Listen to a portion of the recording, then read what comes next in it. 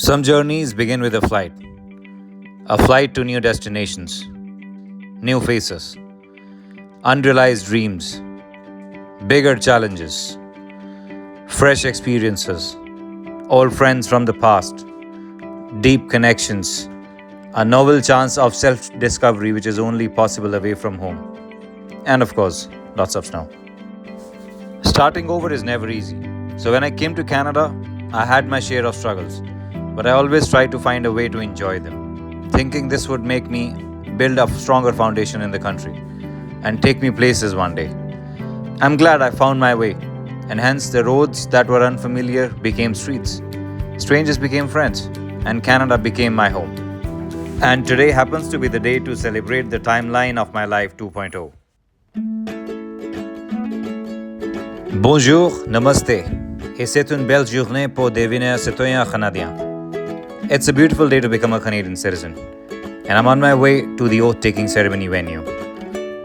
I was initially given an invite to a virtual oath ceremony, which I declined, because I never could make it to attend any of my convocation ceremonies like others in grad school or college, and I wanted to have my family with me too. So I requested for an in-person invite, which was a blind shot in the dark, wondering whether that would be requested or not, and I had also never heard anybody doing that.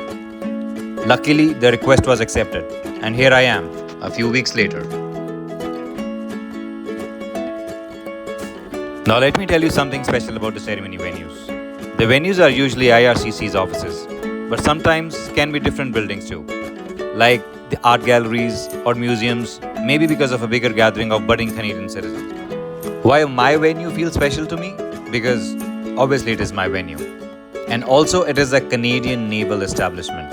It is called the Royal Canadian Navy Reserve Division, better known as HMCS, or Her Majesty Canadian Ship, York, named after the first British commercial craft on Lake Ontario and the former name of city of Toronto, which was York. I think it is being kept as the venue also because tomorrow is the Remembrance Day.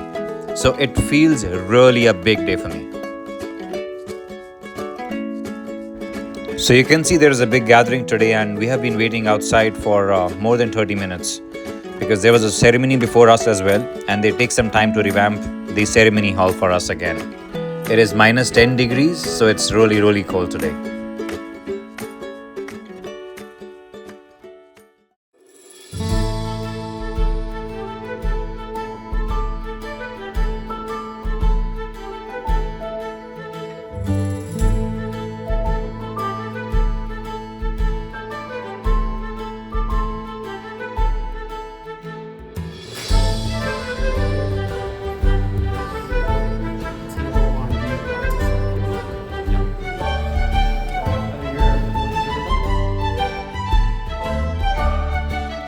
Okay, so I'm inside the ceremony hall and my seat number is 90, which is falling under the section pink. And that's what I need to look for. Where is the section pink and seat number 90 in it? And here we go. Here is section pink, and all I need to go is just find out seat number 90. Well, here's my seat. And here's my folder, the welcome folder. And this is the red poppy for Remembrance Day that you must have noticed on the coat of the staff at the entrance.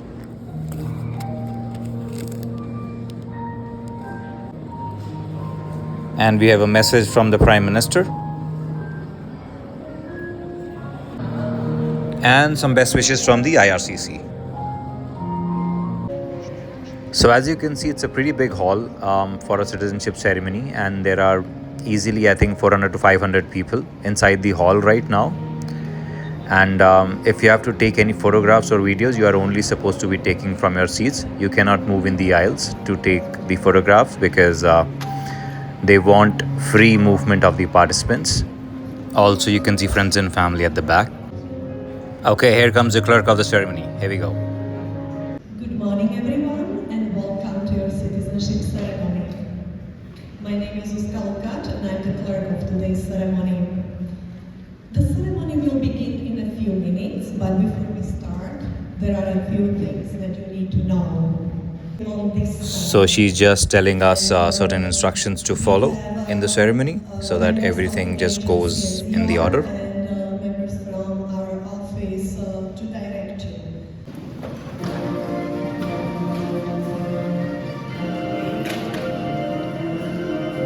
Okay, here comes the presiding official and his team, along with some veterans who are supposed to be the guests for the day.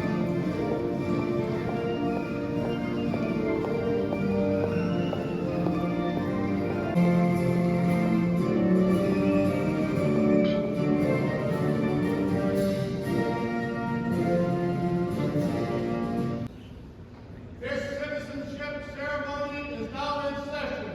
Please be seated.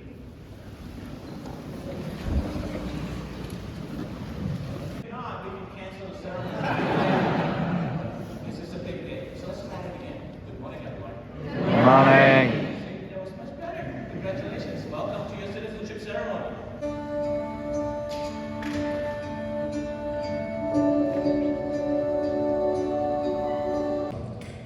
All right, raise your right hands. Everybody, raise your right hands. Yeah, the party can join us as well. Feel free to join us. Pretty loud Constitution.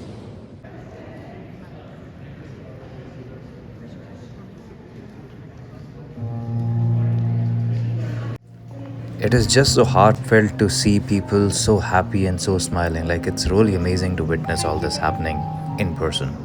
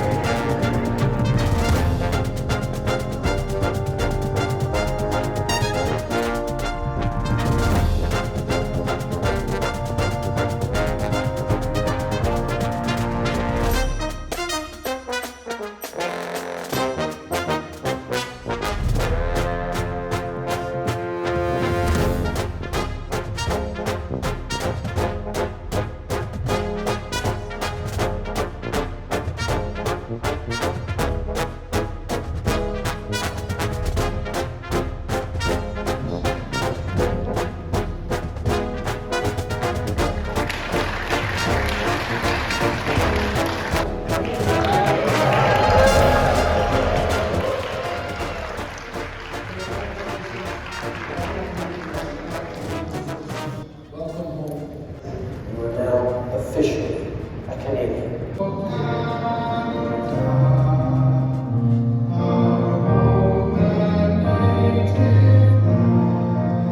And this year marks the culmination of my most sought after ceremony so far of my life.